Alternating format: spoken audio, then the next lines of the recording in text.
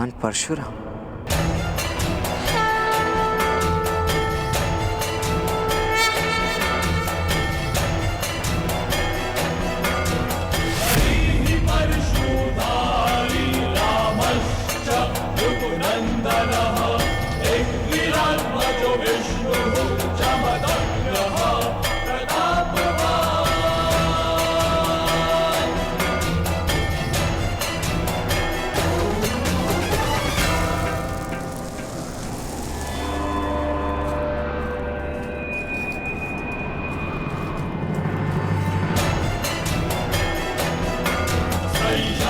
जिन तक पहुंचने के लिए इतना तप किया, उनका तप व्यर्थ नहीं जाने दे सकता मैं।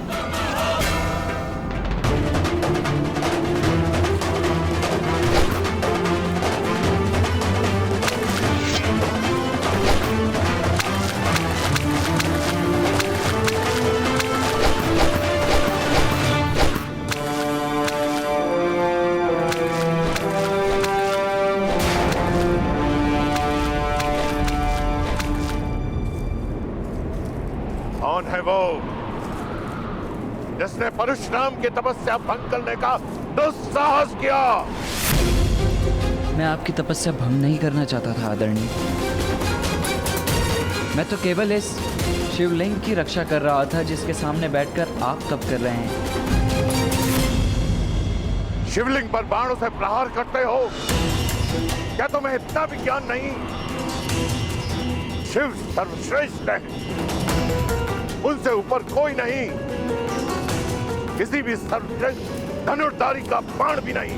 महाप्रभु, ये शिवलिंग तो केवल मिट्टी की बनी आकृति मात्र है। श्रेष्ठ शिव नहीं, ये तो उसके साधक की आराधना है जो शिव को शिवत्व की शक्ति देती है। फिर भी यदि अनजाने में भूल हुई हो तो मैं क्षमा चाहता हूँ। वाचाल हो परंतु तर्क का ज्ञान रखते हो। ब्राह्मण हो।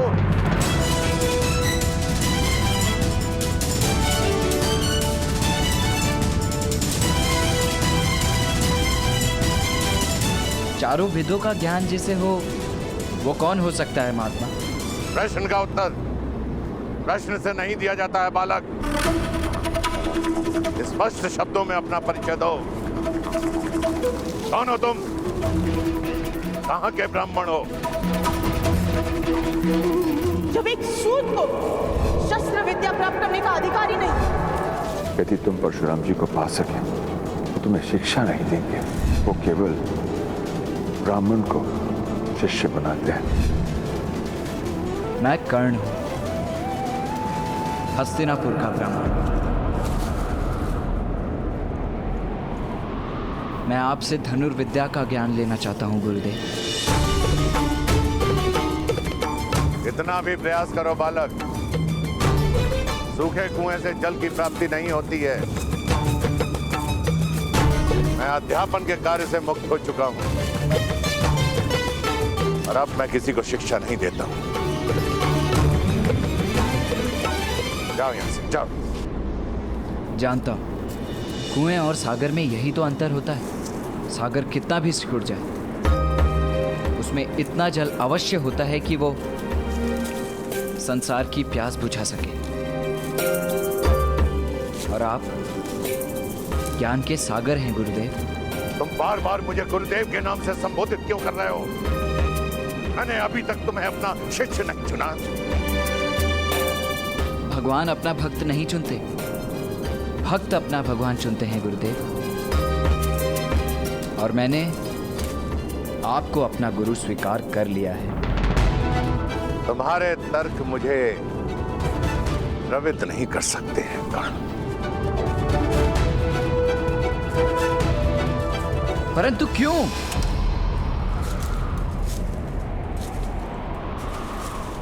याचक को याचना से पहले ज्ञात होना चाहिए कि वो किसके समक्ष याचना कर रहा है।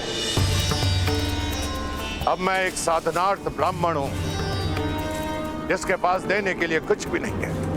जब शस्त्र उठाने थे उठा चुका। शस्त्र शास्त्र की विद्या जिसे देनी थी दे चुका। अब ना मुझ में किसी को सिखाने का धैर्य है और ना मुझसे किसी को सीखने की पात्रता। पात्रता तो केवल परीक्षा से सिद्ध होती है ना गुरुदेव। मुझे एक अवसर दीजिए, यदि मैं योग्य सिद्ध हुआ तो कदाचित आपको भी सिखाने का मन हो जाए।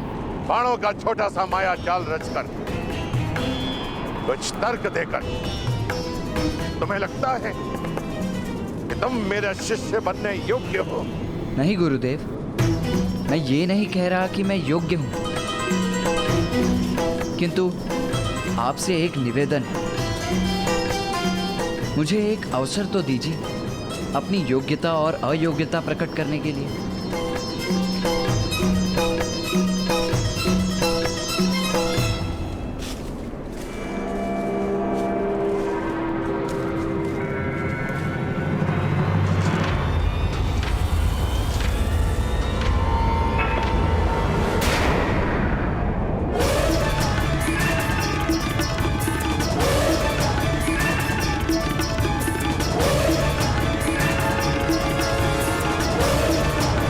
तुमने मर्यादा का उल्लंघन किया है बालक। तुमने मेरे पर्दे को छूने का दुस्साहस किया है। दुस्साहस में भी साहस छुपा होता है गुरुदेव। बस एक अवसर दीजिए, परीक्षा लीजिए मेरी। मैं अपनी माता को वचन देकर आया हूं कि विश्व का सर्वश्रेष्ठ धनुर्धर बनकर लौटूंगा या कभी नहीं लौटूंगा। आप भी मात्र भक्त हैं, एक अवसर दीजिए। यदि मुझे सुपात्र न पाए तो इसी फरसे से मेरा सर काट दीजिएगा। मूर्ख बालक, जानता है तू किससे बात कर रहा है? उनसे जिन्होंने एक नहीं 21 बार धरा को क्षत्रियों से विहीन कर दिया था। उनसे जिन्होंने अपने पिता के वचन पर अपनी माता का सर काट दिया था। उनसे जो मुझे योग्य न पाकर एक क्षण का भी विचार नहीं करेंगे मेरा सर काटने में। अपने प्राणों के मोल पर बस एक अवसर मांग रहा हूं। याचक को खाली हाथ नहीं जाने दिया जाता गुरुदेव।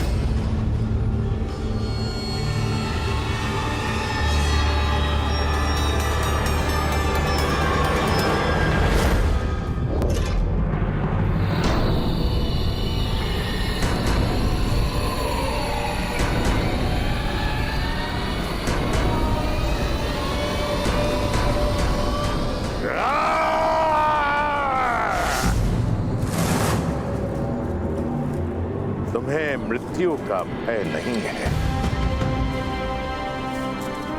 ठीक है। मैं तुम्हें सुपात्र सिद्ध होने का एक अवसर अवश्य प्रदान करूंगा।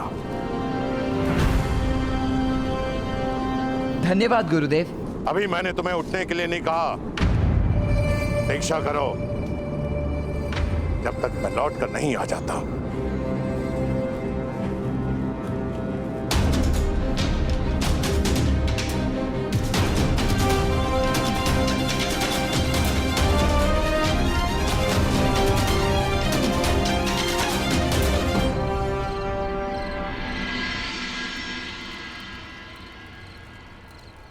तो क्या अंधकार तुम्हारे प्रतिभा के लिए सीमा बनेगा अर्जुन? तुम्हारा अगला पाठ तभी शुरू होगा जब तुम उड़ती हुई मक्खी को भेद दोगे, वो भी अंधकार में।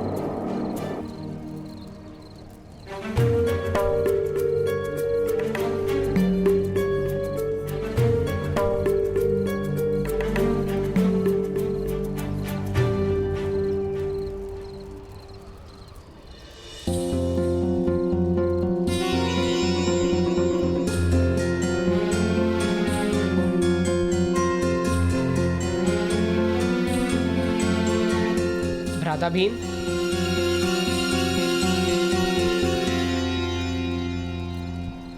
भ्राता भीम, आप अंधेरे में भोजन कैसे कर लेते हैं? भोजन के लिए आंखों की आवश्यकता ही क्या है अर्जुन? भोजन कहीं भी हो, मेरी घ्राणेंद्रियां उस सुगंध को पा ही लेती है। और एक बार खाना हाथ में आ गया तो भीम के मुख के अतिरिक्त और कहाँ जाएगा? लक्ष्य का संबंध मनुष्य की इच्छा और अभ्यास से ही होता है। यदि इच्छा प्रबल हो और अभ्यास सघन हो तो लक्ष्य स्वयं सामने आ जाता है। मैं आपकी बात का तात्पर्य समझ गया गुरुदेव। अब अर्जुन अंधकार में भी उड़ती मक्खी पर लक्ष्य साध कर दिखाएगा।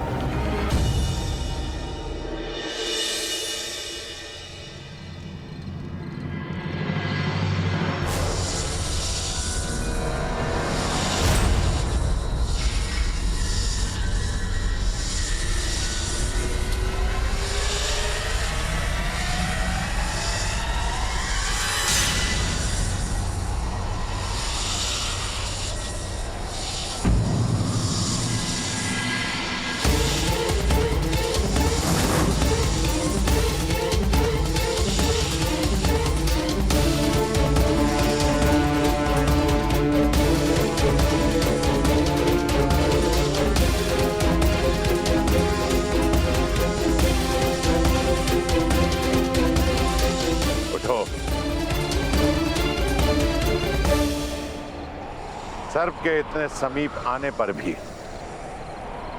तुम हिले नहीं। मेरे लिए सर्प का भय नहीं, गुरु का आदेश अधिक महत्व रखता है। मेरे गुरु का आदेश था जिसे मैं किसी भी मूल्य पर टाल नहीं सकता था। अच्छा, इतनी बड़ी बात।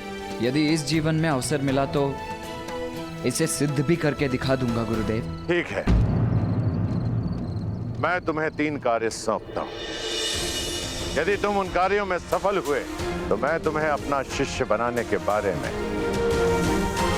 अवश्य विचार करूंगा। आदेश करे गुरुदेव। यहां पास में ही एक जल स्रोत है जहां से मैं अपने लिए संध्या के लिए जल लेकर आता हूं, परंतु कुछ समय से वो जल स्रोत अवांछनीय बाधाओं के कारण अविरोध हो चुका है। तुम जाकर उसे हटाओ।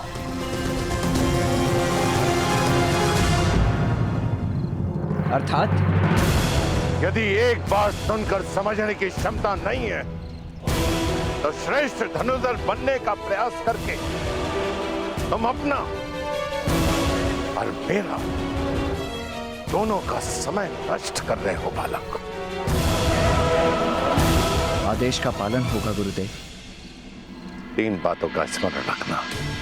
कई बार कुछ नकारात्मक शक्तियां मेरे तप में भंग डालने का प्रयास करती हैं, तब तक जब तक कि मैं उन्हें समाप्त नहीं कर देता। दूसरी बात, जल स्रोत का अविरोध हटाने के लिए तुम धनुर्विद्या का उपयोग नहीं करोगे। तीसरी और अंतिम बात, सूर्यास्त तक जल स्रोत का अविरोध हटाने में यदि तुम असमर्थ रहे तो घर लौट जाना। ब्रह्म हत्या का पाप मैं अपने सर नहीं लेना चाहूंगा।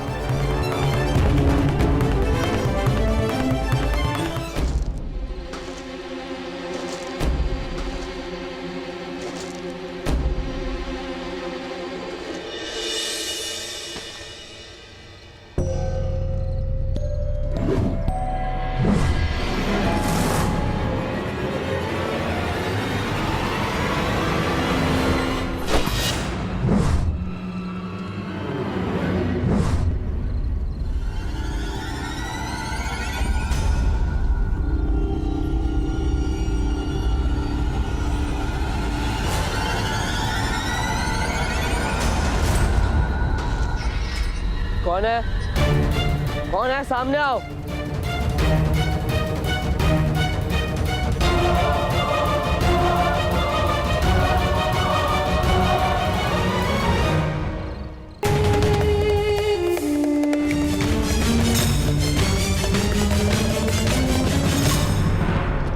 ठहरो।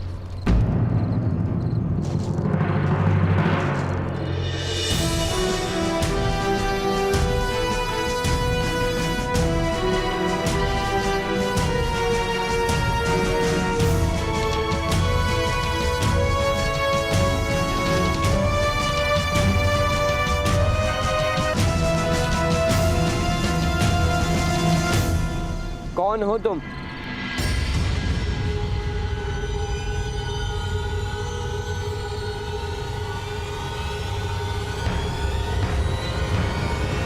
परिचय दो अपना। मैं एकलव्य हूँ।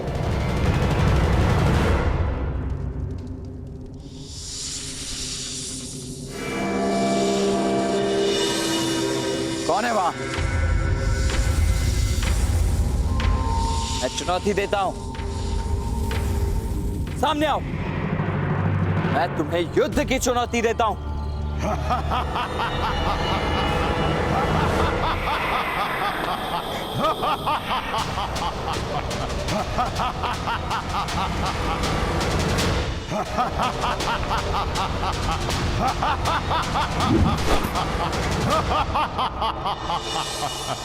आपको शब्द भेदी बाण चलाने का अभ्यास करते देखा तो रुक गए। कठिन कार्य है, समय लगता है, परंतु सीख जाओगे जैसे मैं सीख गया। असफलता से भयभीत मत होना। तुम शब्द भेदी बाण चलाना जानते हो? किससे सिखाया तुम्हें? किसी ने नहीं, स्वयं अभ्यास से सीखा है, गुरु की प्रेरणा से सीखा है। अपने गुरु के विषय में बताओ। आचार्य द्रोण मेरे गुरुदेव।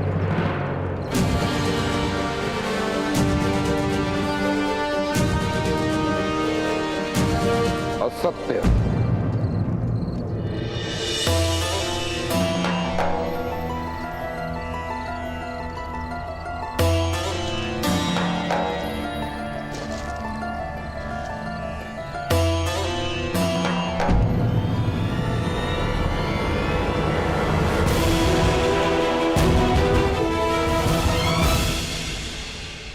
तुम मेरे शिष्य नहीं हो सकते।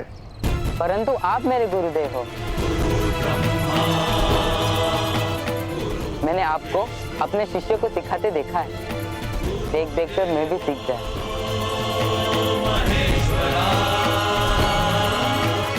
मैंने आपको देखा और अभ्यास किया आपकी मूर्ति के समक्ष। आप मेरे मानस गुरु हैं आचार्य। मुझे विश्वास नहीं होता। अपनी बात सिद्ध करो, प्रमाण दो कि तुम शब्द भेदी विद्या जानते हो।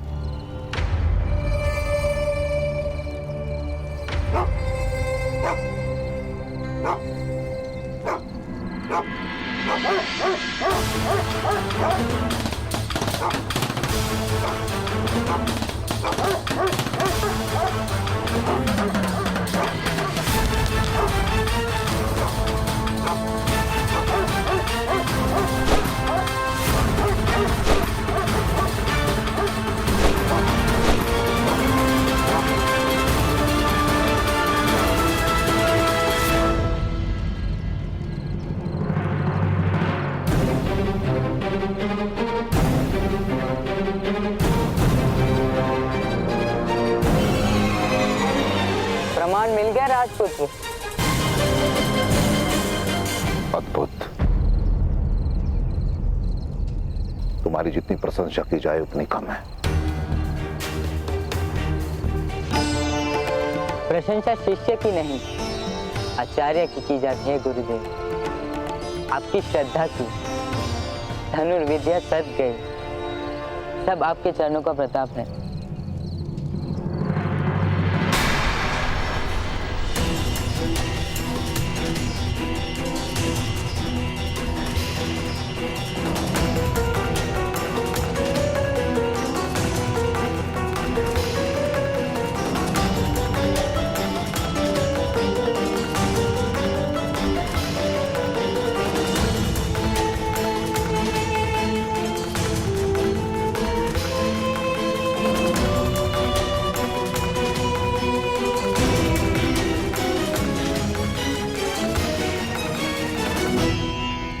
सूर्योदय होने वाला अर्जुन, जाओ विश्राम करो।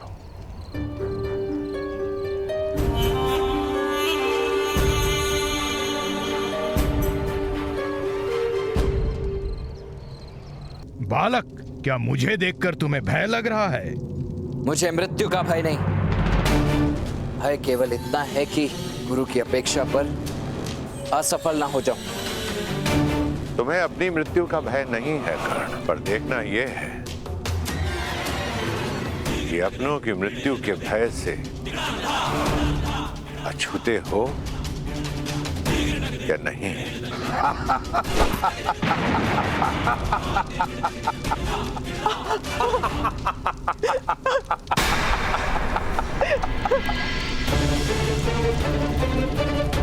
माता, अब क्या करोगे कर्ण? माता! करो, प्रहार करो। क्यों रुक गए हो? अब केवल तुम्हारे पास एक ही मार्ग है। वापस लौट जाओ वापस। इसी में तुम्हारी माता सुरक्षित रहेगी। अब निर्णय तुम्हारे हाथों में है। माता के वचन को अगर पूरा करने निकले तो कहीं माता को ही ना खो देना, और अगर वचन पूरा कर भी लिए तो उसका क्या लाभ? जाओ, निकल जाओ यहां से।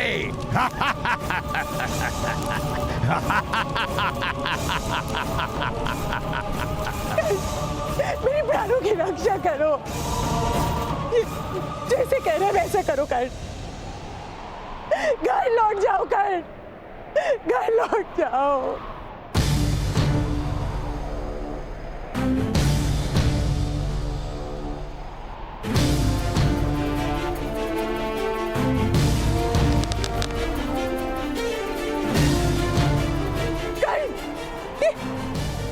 क्या कर रहे हो तुम? ये मार डालेगा मुझे। घर लौट जाओ, घर लौट जाओ। कर नहीं, नहीं।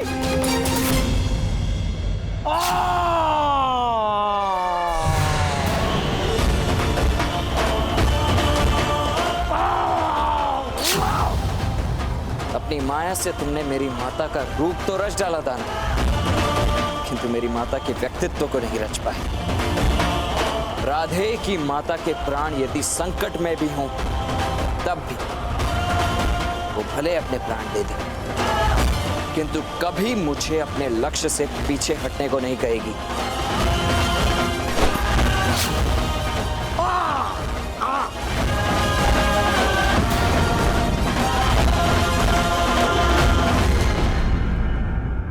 में एक प्रहर से भी कम का समय बचा है। मुझे शीघ्र ही जल स्रोत तक पहुंचना होगा।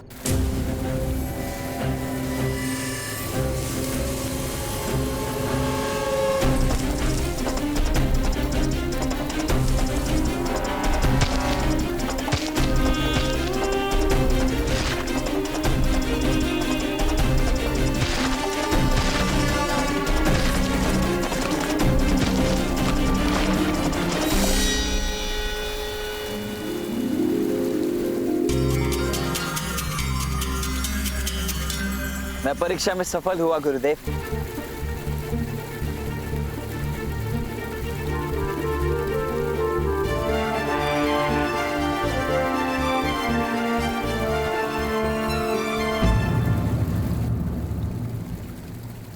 ये जल प्रवाह पुनः क्यों रुक गया?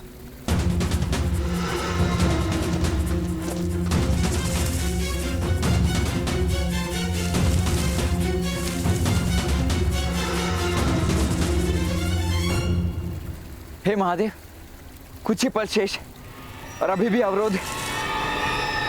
क्या करूं?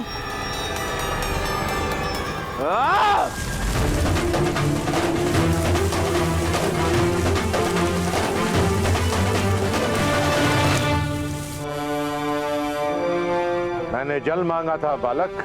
गुरुदेव, न बहता जल कभी रुका है और ना ही कर्ण कभी रुकेगा। मैं भी जल की ही भांति हटी जो अपना मार्ग निकाल ही लेता है।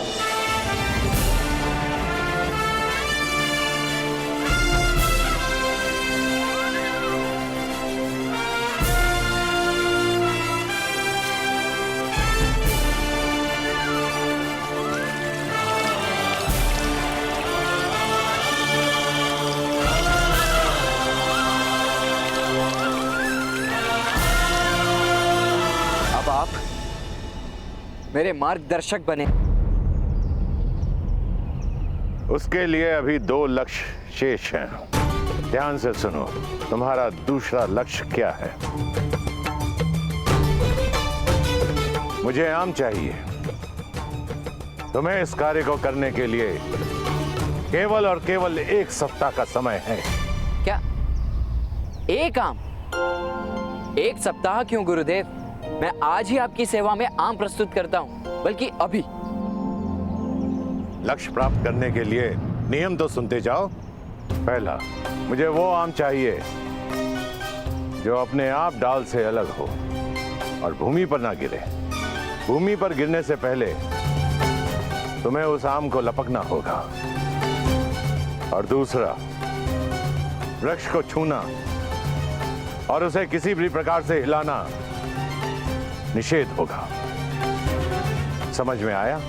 जी, और निश्चित रूप से तीसरा नियम यह होगा कि मुझे धनुर्विद्या का प्रयोग नहीं करना है। अर्थात इस वानर में भी तनिक बुद्धि है। अब खड़े होकर मेरा मुख क्या देख रहे हो? कुछ दिनों में आम की ऋतु समाप्त हो जाएगी। यदि तुमने मुझे आम लाकर नहीं दिया तो अपना मुख मेरे समक्ष मत लाना।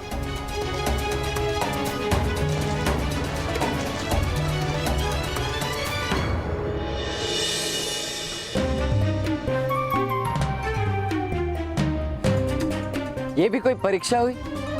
बस एक आम लेकर आना है। मैं आज ही प्रस्तुत कर दूंगा।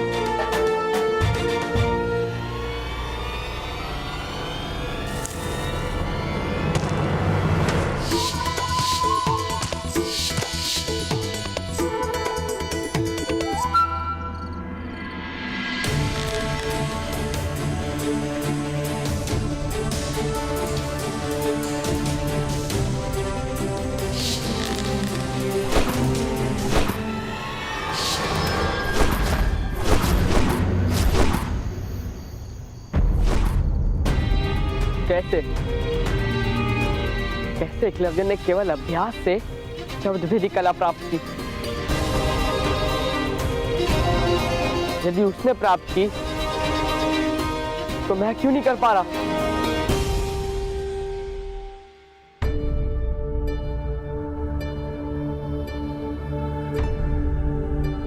प्रणिपात गुरुदेव। अर्जुन, मैं तुम्हारी प्रतीक्षा कर रहा हूं। अर्जुन, बैठो, क्षण भर विश्राम करो, क्योंकि निद्रा और थकान तुम पर हावी हो रही है। नहीं गुरुदेव, आपने कहा था ना, क्या अंधकार मेरी सीमा है? जब अंधकार मेरी सीमा नहीं बन सकती, थकान और निद्रा भी मेरी सीमा नहीं बन सकती गुरुदेव। मुझे बस और अधिक अभ्यास करना है। नहीं अर्जुन,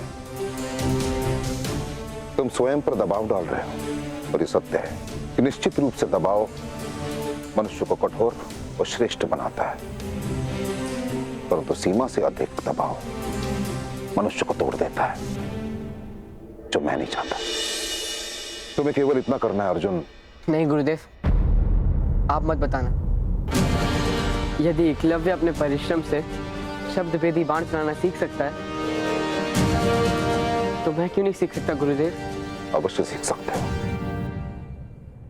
जिस प्रकार भरे हुए पात्र में अधिक जल नहीं समा सकता, उसी प्रकार भरे हुए मन में ज्ञान नहीं समा सकता। तुम्हें सर्वप्रथम अपने मन को खाली करना होगा, और जिस दिन तुम्हारे भीतर के स्वर तुम्हें सुनाई देना बंद हो जाए, उस दिन तुम शब्द भेदी बाण चला सकते हो। बस प्रतीक्षा करो क्षण की।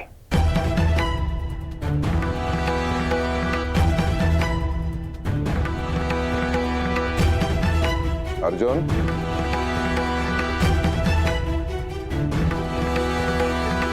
स्मरण रहे,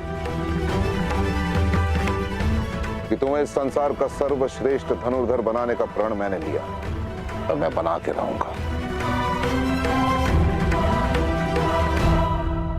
सर्वश्रेष्ठ धनुर्धर बनने चला और यहाँ वानरों की तरह डाल से टूटे आम लपकने का प्रयास कर रहा हूं।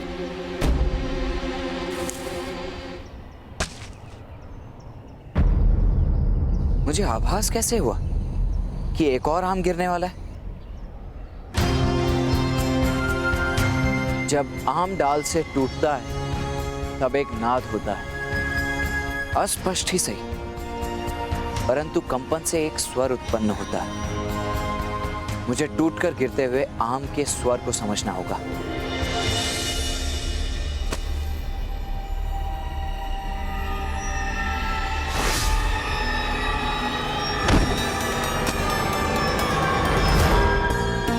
मैं सफल हुआ, मैंने कर दिखा। गुरुदेव, राधा भीम, अपनी गदा मेरी ओर फेंकिए। पर कोई प्रश्न नहीं, कोई स्वर नहीं, कोई शब्द नहीं, बस अपनी गदा मेरी ओर फेंकिए।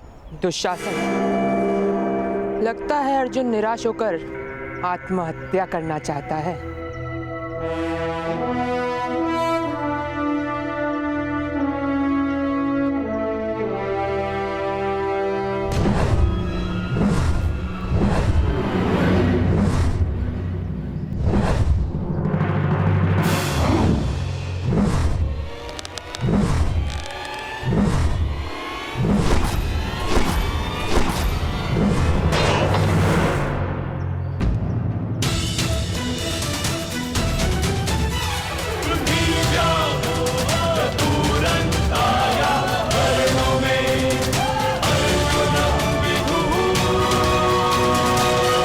मैं भेद समझ गया राधा भीम।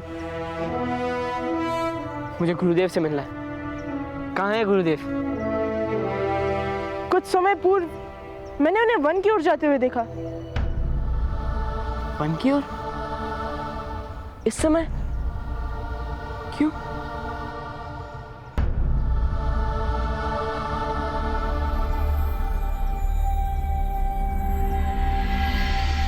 देखिए, बिना बाण या बल का उपयोग किए मैंने उन्हीं नियमों के साथ इस फल को प्राप्त किया है जो आपने बताए थे।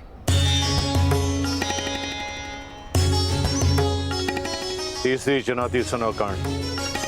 गुरुदेव, तीसरी चुनौती धनुर्विद्या की होनी चाहिए। यदि नहीं हुई तो? मैं समझ नहीं पा रहा हूं कि आप ऐसा क्यों कर रहे हैं गुरुदेव। यदि परीक्षा लेनी ही है तो मेरे लक्ष्य संधान के लीजिए। इस भांति विचित्र परीक्षाएं क्यों ले रहे हैं जो किसी काम की नहीं? यदि तुम्हें अपनी धनुर्विद्या पर इतना गर्व है तो मेरे पास सीखने की याचना लेकर क्यों आए? यदि मुझसे ज्ञान प्राप्त करना है तो तुम्हें प्रारंभ से आरंभ करना होगा। मेरे साथ तुम्हारी यात्रा श्रेष्ठ से सर्वश्रेष्ठ तक होगी। दैत्य की माया को समझकर, जल प्रवाह के अविरोध को हटाकर और राम लाकर तुमने अपनी सभी परीक्षाओं में अपनी योग्यता का परिचय दिया है, परंतु लक्ष्य भेदने में तुम कितने सक्षम हो यह जानना भी शेष है। तीसरी चुनौती बताइए प्रभु। तीसरी चुनौती,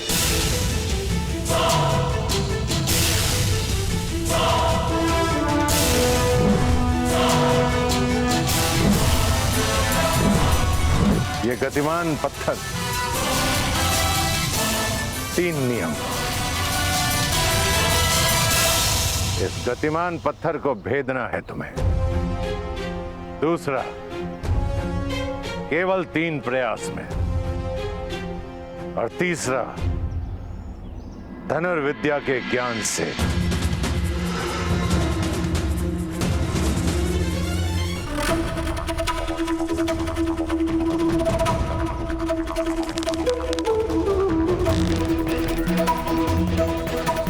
क्रोध, केवल और केवल राजकुमारों को ही शिक्षा देता हूं।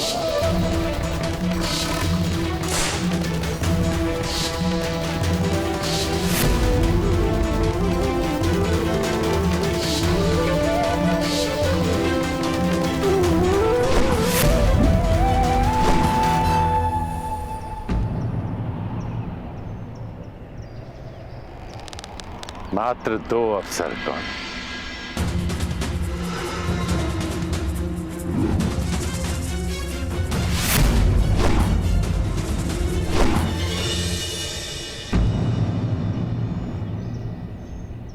अंतिम अवसर कर्ण, अंतिम। यदि इस बार तुम अपना लक्ष्य नहीं भेद पाए तो तुम मेरे शिष्य बनने से वंचित रह जाओगे। कर्ण कहते हैं क्रोध, अशांति, पीड़ा ध्यान केंद्र में सबसे बड़ी बाधा है। अपने क्रोध को, अपनी अशांति को, अपनी पीड़ा को शस्त्र बनाकर इसका उपयोग करो कर्ण, उपयोग करो।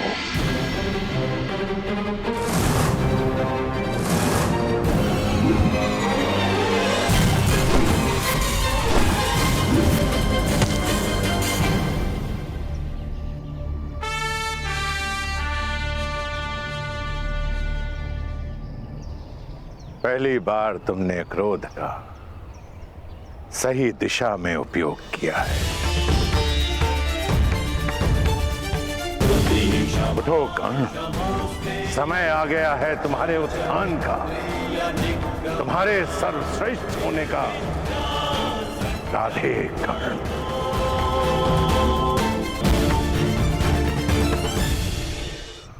मैं धन्य हुआ गुरुदेव। कहीं मैं स्वप्न तो नहीं देख रहा, क्या सत्य ही आपने मुझे अपना शिष्य स्वीकार किया है? हाँ एकलव्य, मैंने तुम्हारा कौशल्य देखा एकलव्य। यूं समझो कि तुम्हारी शिक्षा पूर्ण हुई। मैं तुमसे गुरु दक्षिणा मांगने आया हूं।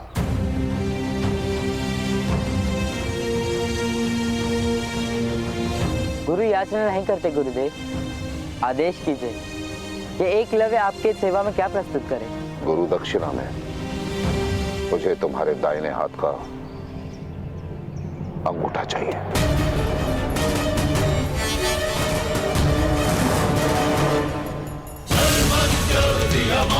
क्यों, भय लग रहा है एकलव्य? नहीं गुरुदेव, भयभीत नहीं। मैं तो बस ये सोच रहा था कि आपने इतनी तुच्छ वस्तु मांगी। आदेश करके देखते गुरुदेव, एकलव्य अपना सर काट के आपके चरणों में रख देता।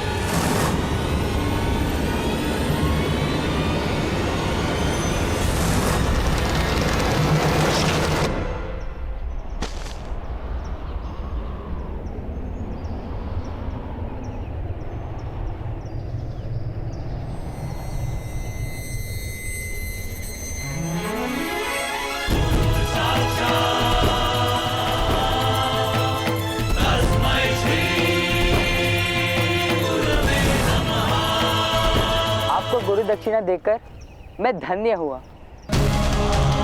और गुरु दक्षिणा के भार से मुक्त थी।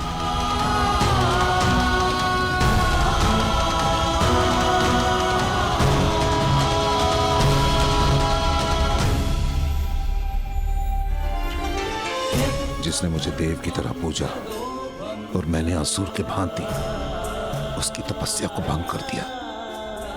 राजधर्म निभाने के लिए गुरु धर्म के साथ छल किया है इस द्रोण ने, और मेरे इस जघन्य अपराध के लिए इतिहास इस द्रोण को कभी क्षमा नहीं करेगा। कुछ वर्षों बाद त्राहिमाम त्राहिमाम त्राहिमाम त्राहिमाम त्राहिमाम त्राहिमाम त्राहिमाम त्राहिमाम। प्रभु, चौमासा बीतने को है, परंतु आकाश से एक बूंद जल नहीं गिरा। यदि अब भी वर्षा न हुई तो महाअकाल पड़ेगा। आपके आश्रम में हर ओर हरियाली है, प्रचुर वर्षा हुई है, परंतु आपके आश्रम की सीमा से परे एक भी बूंद नहीं गिरी। स्वयं सोचिए प्रभु, ऐसा क्यों हो रहा है? आपका कोप न सहना पड़े, इसलिए आपके आश्रम में वर्षा और इन निरीह निर्बल प्रजाजनों के लिए अकाल। ऐसा कौन कर सकता है प्रभु? देवराज इंद्र। हाँ प्रभु, वो चाहते हैं कि उनके अतिरिक्त किसी और आराध्य की सेवा न की जाए। प्रभु मदद करो, प्रभु मदद करो, मदद करो। आपके परशु के बल से तो तीनों लोग कांपते हैं प्रभु। आप ही हैं जो इंद्र भगवान को मार्ग पर ला सकते हैं। मैं शपथ ले चुका हूं, मैं कभी शस्त्र नहीं उठाऊंगा, कभी युद्ध नहीं करूंगा। तो क्या इंद्रदेव की मनमानी चलती रहेगी? मैंने ऐसा नहीं कहा। देवराज का अहंकार टूटेगा और अवश्य टूटेगा। देवराज को कर्तव्य का पाठ अवश्य पढ़ाया जाएगा, परंतु गुरु परशुराम के वचनों से नहीं, बल्कि एक शिष्य के बाणों से।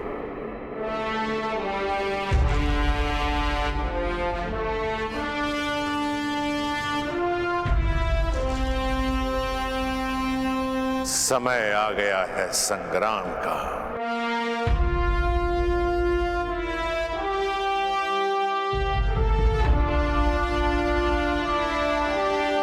मेरी शिक्षा के परिणाम का, शताब्दियों से संचित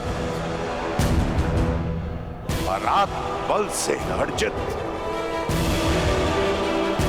मैंने अपने सारे ज्ञान को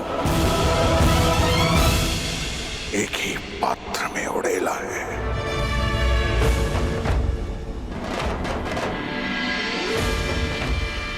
तब से तपाया है मैंने उसे। गंगा पुत्र भीष्म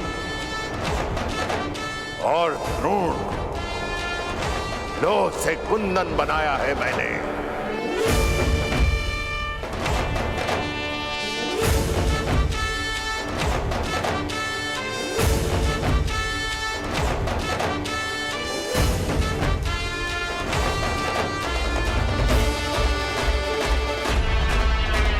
समय आ गया है मेरे इस शिष्य की अंतिम परीक्षा।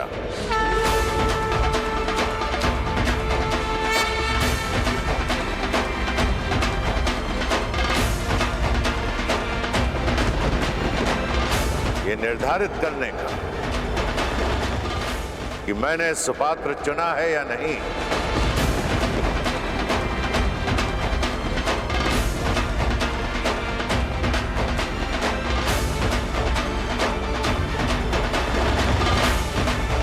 लोह से कुंदन बनाया है या नहीं।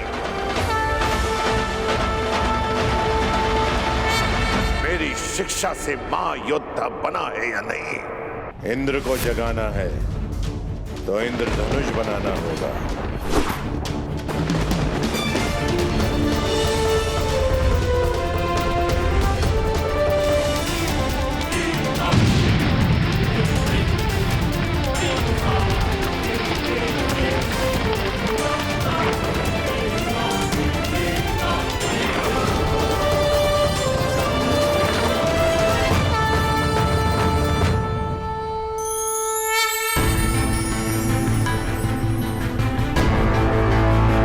प्रसन्न करके आज तक देवराज का आह्वान बहुतों ने किया, किंतु रुष्ट कर मेरा आह्वान करने वाले उद्दंड कौन हो तुम? कर कर कर कर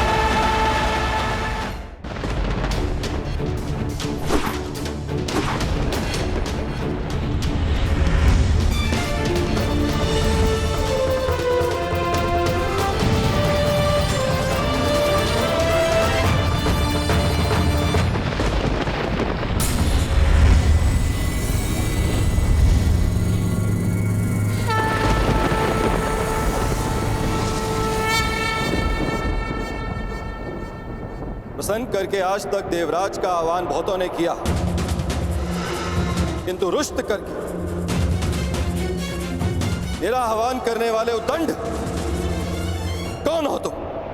कर कर कर कर दिव्य दृष्टि से बाण शक्ति से जीते ये सारा रण, शांत चित धरे आत्मबल भरे जीते हर बाधा गढ़, छूट ना पाए लक्ष्य हो चाहे सूक्ष्म सा छुपा होकर, राधे कर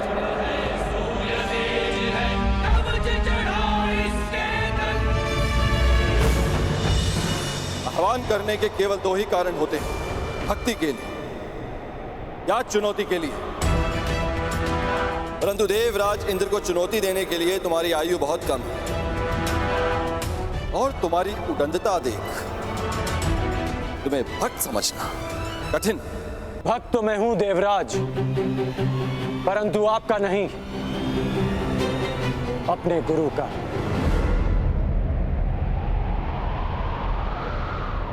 मैं यहां आपको चुनौती देने आया हूं।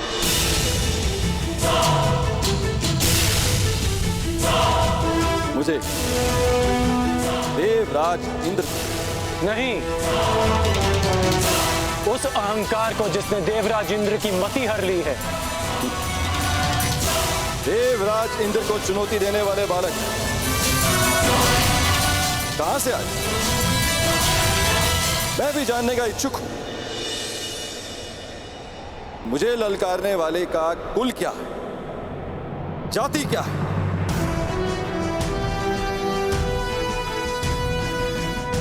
ज्ञानियों की आयु नहीं देखी जाती और ना ही वीरों का कुल पूछा जाता है। वीरों का बाहुबल ही उनकी जाति होती है और शस्त्र ज्ञान उनका कुल। आप बस इतना समझ ले कि यह कर्ण अपने गुरु के आदेश पर आपसे सम्मान सहित ये निवेदन करने आया कि आप अपने मेघों को वर्षा करने का आदेश दें। तो तुम मुझे आदेश दे रहे, देवराज इंद्र को। स्मरण रहे, वर्षा मेरी अधीन है। इसे आज तक मैं इन पृथ्वीवासियों को भेंट स्वरूप देता आया हूं, परंतु मुझे अभी अनुभव होने लगा निःशुल्क में मिलने वाली इन सुविधाओं को ये पृथ्वीवासी सम्मान नहीं करते। इसी कारण मैंने निर्णय लिया है कि पृथ्वीवासियों को वर्षा तब तक प्राप्त नहीं होगी जब तक वह मुझे उचित सम्मान नहीं देंगे। सम्मान और आदर प्रेम देकर अर्जित किए जाते हैं देवराज, बलपूर्वक केवल भय अर्जित किया जाता है। तो भय के कारण ही सही मुझे सम्मान चाहिए। यदि सम्मान मिलेगा तो इन पृथ्वीवासियों को वर्षा प्राप्त होगी और उपेक्षा की तो वज्र। महर्षि दधीच ने अपनी अस्थियां आपको वज्र बनाने के लिए दी थी ताकि व्रतासुर जैसे असुरों का नाश हो, ना कि निशक्त प्रजा का विनाश हो। देवराज, आप भूल रहे हैं कि पूजा उस वृक्ष की जाती है जो फल दे, शीतल छाया दे। कांटों से भरे वृक्ष को काट दिया जाता है। सावधान कर्ण, तुम देवराज इंद्र के सम्मान को चोट लगा रहे हो। मैं केवल आपके अभिमान को खींच रहा हूं, जैसे हिमकर्ण स्वयं अपने पानी में पिघल जाता है। अहंकारी का अस्तित्व भी स्वयं उसका अहंकार हर लेता है। अपने मेघों को वर्षा करने का आदेश दे। इसे मेरा अंतिम निवेदन समझे या चेतावनी। और यदि मैंने तुम्हारा निवेदन अस्वीकार किया तो, वर्षा नहीं की तो मेरे बाणों की वर्षा से आपका अभिमान बच नहीं पाएगा।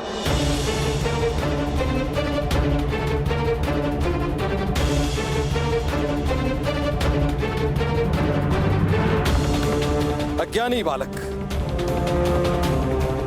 एक इंद्रधनुष क्या बना लिया, देवराज इंद्र का आह्वान क्या कर लिया, तो समझने लगे कि तुम मुझे चुनौती दे सकते हो। 2 बाण क्या प्राप्त हो गए। तुम्हें प्रतीत होता है कि तुम वज्रधारी इंद्र का सामना करो। आपको वज्र दान में मिला है देवराज।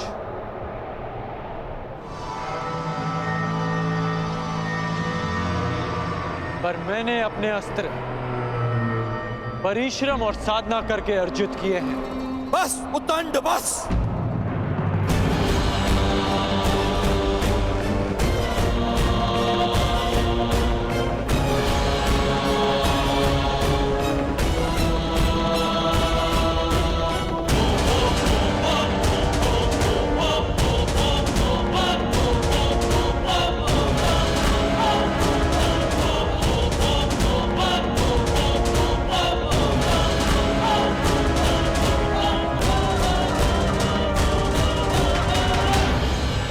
अंध अस्त्र के अंधकार को मिटाने के लिए प्रकाश पुंज चाहिए कर्ण। चक्षुमास्त्र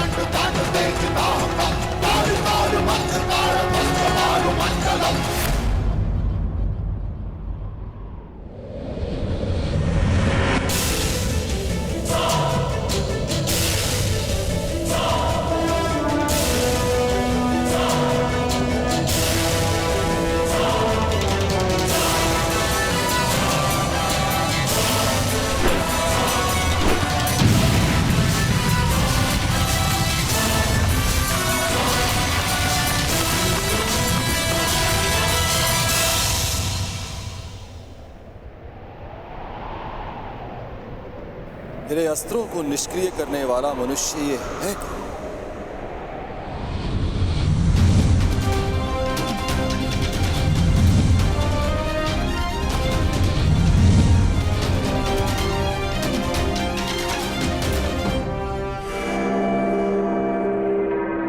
देवताओं को शक्ति मनुष्य की भक्ति से मिलती है, और जब देवता अहंकारी हो जाए तो मनुष्य को विरोध में खड़ा होना ही पड़ता है। और आज ये मनुष्य देवराज इंद्र पर ही इंद्रास्त्र का प्रयोग करेगा।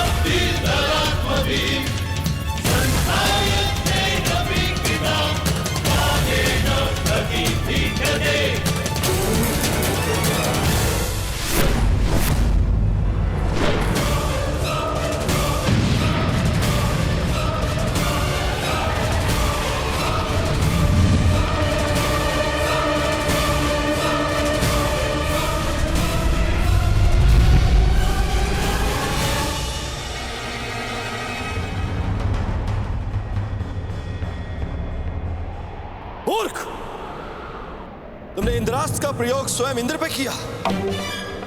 क्या तुम्हें स्मरण नहीं है कि मुझे अमरत्व मिला हुआ है, कि देव मर नहीं सकते? सुना तो मैंने भी है कि देव अमर होते हैं, तो सोचा क्यों ना आज इस कहानी की परीक्षा कर लें। आप अमर हैं इंद्र, मर नहीं सकते, लेकिन अमर होने के भी अपने दुख होते हैं। अनंत काल तक पीड़ा भोगना उनमें से एक है। बस कर्ण बस, अब तेरा नाश निश्चित है। मेरे वज्र के प्रहार के लिए सज्ज हो जा।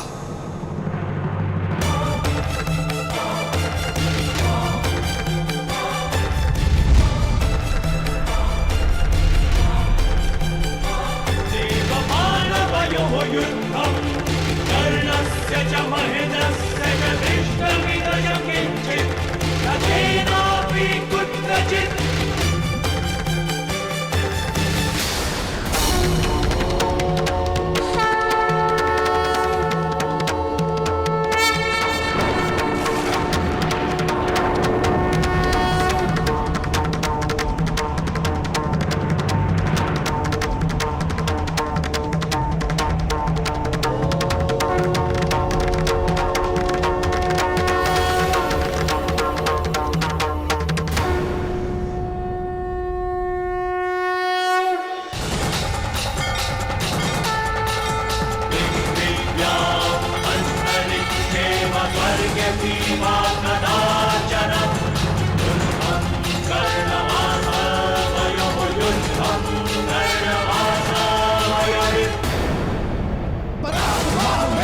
शांभवस्थ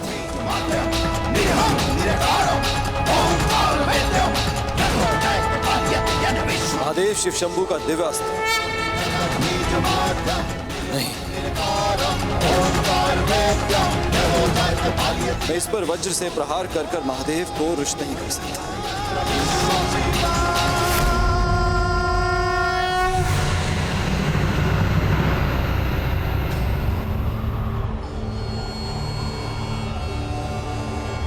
रुक जाओ कर्ण, रुक जाओ।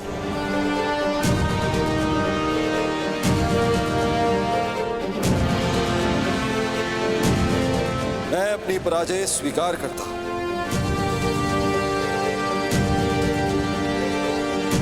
तुम्हें इस शंभव अस्त्र को प्रयोग करने की आवश्यकता नहीं।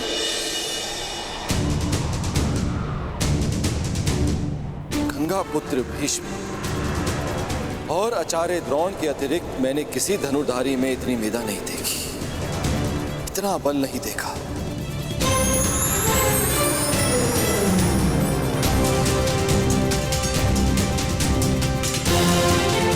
कौन हो तुम कर्ण? और कौन है वो जिसने तुम्हें इतना सक्षम बनाया? कौन है वो महागुरु? कौन है जिसके शिष्य हो तुम?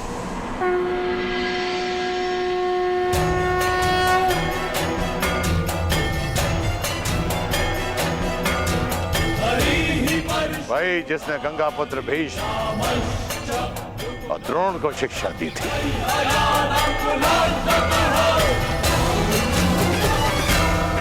प्रभु परशुराम आप?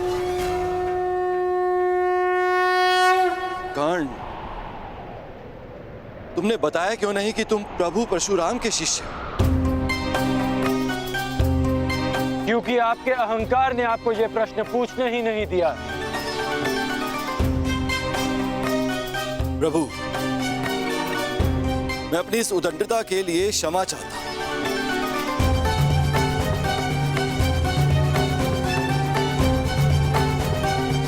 मेरे इस अहंकार ने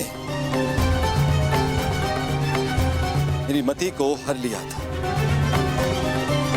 जो मैं समझ नहीं पाया कि ऐसा प्रतिभावान योद्धा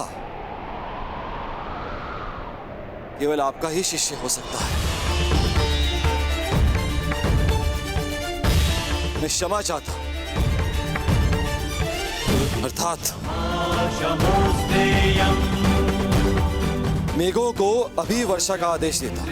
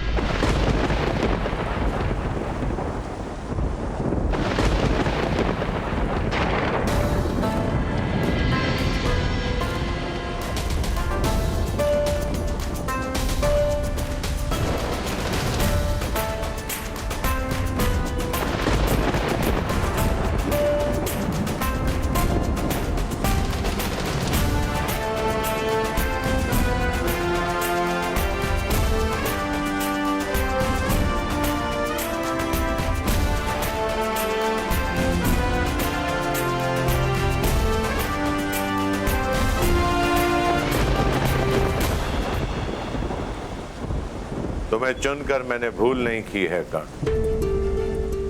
तुमने अच्छा प्रदर्शन किया है। क्योंकि मेरे गुरु ने मेरा मार्ग प्रदर्शन किया। ये कर्ण की नहीं, आपकी शिक्षा की विजय है गुरुदेव। कर्ण, वर्षों तक तुमने शस्त्र साधना की, मेरे हर आदेश का पालन किया, मेरे द्वारा दी गई हर परीक्षा में तुम खरे उतरे हो राधे। और आज तुमने इंद्रदेव का अहंकार तोड़कर मुझे गौरवान्वित किया है। इसका तात्पर्य जानते हो कर्ण? इसका अर्थ यह है तुम उन शस्त्रों को धारण करने के पात्र बन गए हो जो देवताओं को भी उपलब्ध नहीं है। मैं तुम्हें ब्रह्मशीरस्त्र की दीक्षा दूंगा। मैं तुम्हें ब्रह्मांडस्त्र की शिक्षा दूंगा। और परशुराम को सदैव ये गर्व होगा, ये दीक्षा प्राप्त करने वाला राधे कर्ण परशुराम का प्रतिबिंब है।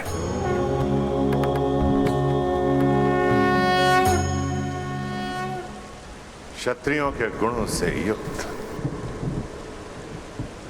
ये ब्राह्मण शिष्य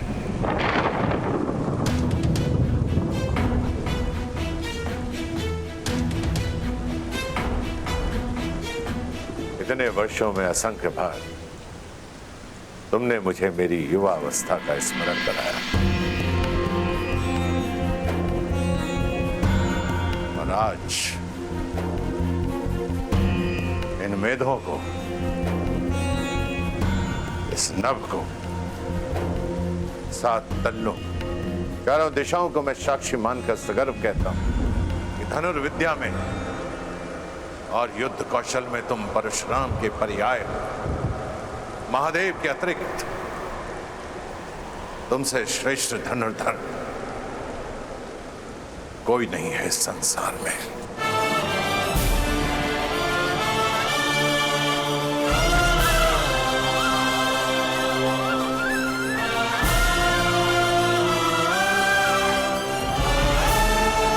चिरायु भाव कर्ण।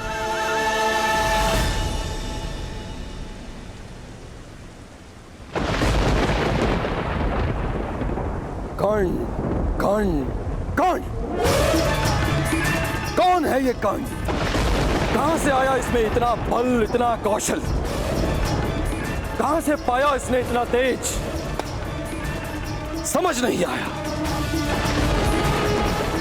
कि केवल ब्राह्मणों को शिक्षा देने का प्रण लेने वाले परशुराम ने आखिर क्यों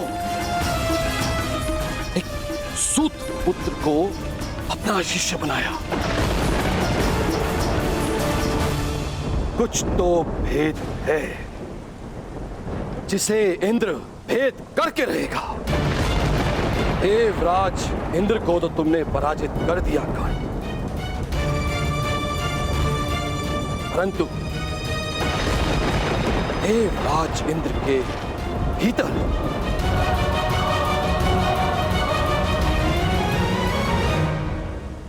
तुमने अपने महाशत्रु को भी जन्म दे दिया।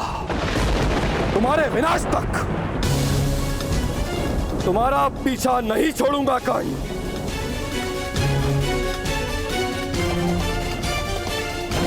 परशुराम तुम्हें संसार का सबसे सर्वश्रेष्ठ धनुर्धारी घोषित कर चुके हैं, किंतु क्षमा करना है धनुर्धारी। मैं इंद्र ऐसा कभी होने नहीं दूंगा, कदापि नहीं। इस संसार का सबसे सर्वश्रेष्ठ, सबसे महान धनुर्धारी केवल वही होगा जिसमें देवराज इंद्र का बल होगा। देवराज इंद्र के वज्र का तेज।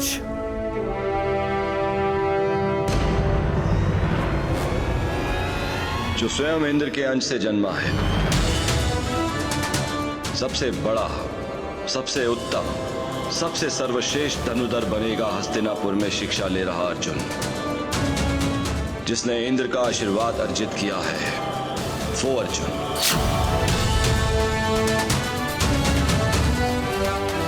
तुम जैसा धनुर्धर ना कभी जन्मा था,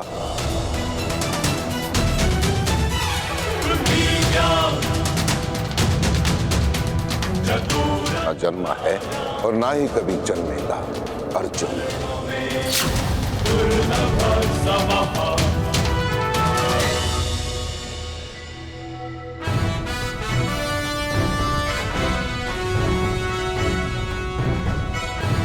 तुमसे श्रेष्ठ धनुर्धर कोई नहीं है इस संसार में। चिरायु भव कर्ण।